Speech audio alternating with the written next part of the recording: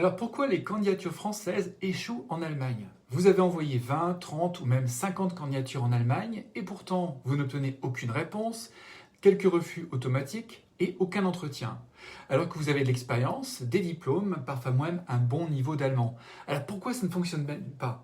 Est-ce que le marché allemand est devenu plus difficile ou parce que de nombreux candidats français continuent de commettre des mêmes erreurs? Bonjour à toutes et à tous, je suis Jérôme Lecaux, recruteur franco-allemand depuis plus de 20 ans. Aujourd'hui, nous allons analyser les principales raisons pour lesquelles les candidatures françaises échouent en Allemagne et surtout comment éviter ces pièges. Alors, première erreur, premier mythe, c'est le mythe que l'Allemagne manque de personnel, donc elle recrute tout le monde. C'est probablement la première erreur. Beaucoup de Français pensent l'Allemagne manque de main-d'œuvre. Ils en concluent je vais forcément trouver facilement. Or, la réalité, elle est différente. Oui, l'Allemagne, elle manque de talent, mais elle ne manque pas de tous les profils.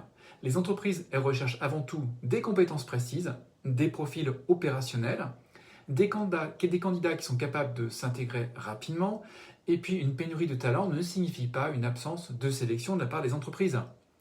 Deuxième erreur, le CV français qui ne parle pas aux recruteurs allemands. C'est la deuxième erreur qui est extrêmement fréquente, le CV. Beaucoup de CV français sont encore trop généraux. On y trouve des missions, des responsabilités, des descriptions de postes, mais peu de résultats. Or, en Allemagne, les recruteurs y recherchent des preuves, des chiffres, des réalisations concrètes. Un petit exemple, au lieu d'écrire responsable du développement commercial, préférez plutôt développement d'un portefeuille de 150 clients et augmentation du chiffre d'affaires de 25% en 3 ans. Le recruteur allemand, il veut comprendre immédiatement votre valeur ajoutée. Troisième erreur, c'est le problème de la langue allemande. C'est un autre sujet qui est sensible, le niveau d'allemand. De nombreux candidats pensent « mon anglais est excellent, ça suffira ». Dans certains secteurs, oui, mais dans beaucoup d'entreprises allemandes, l'allemand reste indispensable. Pas seulement pour travailler, mais pour communiquer avec les collègues, pour comprendre aussi la culture entreprise, pour gérer les clients et pour évoluer en interne. Même un niveau intermédiaire peut faire la différence. Quatrième erreur, c'est la lettre de motivation copier-coller. C'est notre erreur fréquente en fait, les candidatures génériques, surtout avec l'IA. Certaines entreprises allemandes reçoivent encore des lettres qui pourraient être envoyées à n'importe quelle société. Or, les recruteurs allemands, ils apprécient la personnalisation, la préparation, la connaissance de l'entreprise. Ils veulent comprendre pourquoi cette entreprise, pourquoi ce poste, pourquoi ce candidat choisit l'Allemagne, cette ville. Cinquième erreur aussi qu'on rencontre le plus souvent, c'est l'erreur culturelle que beaucoup ignorent. Une candidature n'est pas seulement un document, c'est aussi un message culturel. Les entreprises allemandes, elles recherchent souvent la fiabilité, la stabilité, la cohérence du parcours, l'engagement du candidat.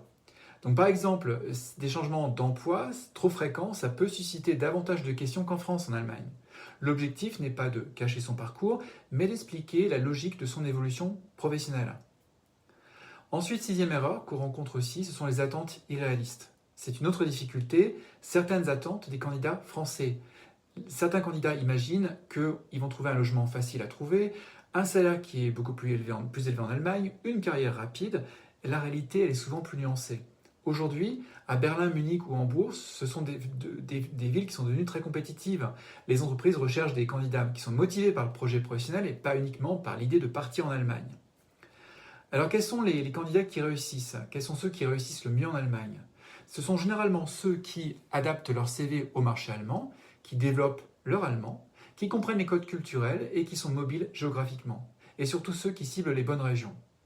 Donc ça veut dire qu'il faut se préparer sérieusement à son projet d'expatriation. Alors si votre candidature n'aboutit pas en Allemagne, ça ne signifie pas forcément que votre profil n'est pas bon. Dans de nombreux cas, le problème vient simplement d'un décalage entre les attentes françaises et les attentes des entreprises en Allemagne. Alors quelle est la bonne nouvelle? C'est que ces erreurs, elles peuvent être corrigées. Et souvent, quelques ajustements suffisent pour transformer une candidature ignorée en entretien d'embauche. Alors dites-moi dans les commentaires, quelle est selon vous la plus grande difficulté pour trouver un emploi en Allemagne?